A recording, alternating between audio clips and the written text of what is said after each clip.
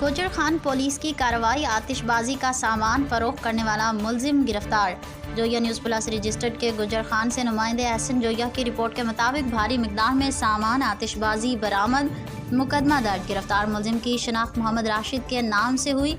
मुलजिम से 8,580 फुलझड़ियाँ, 51,840 जहाज़ चरखी, 2,160 गोला स्टिक, 7,500 हवाइयाँ, 120 शूटर केक और 360 अनार बरामद हुए। मुलजिम ने दौरान तफ्तीश मुख्तलिफ इलाकों में आतिशबाजी का सामान सप्लाई करने का इंकशाफ किया। SP सदर मोहम्मद नबील खोखर का SHO गुजर खान और पुलिस टीम को शाबाश देते हुए उनका कहना था कि आतिशबाजी के ज़रिए शहरियों की जानें ख़तरे में डालने वाले मुलजमान कानून की गिरफ्त से नहीं बच सकते।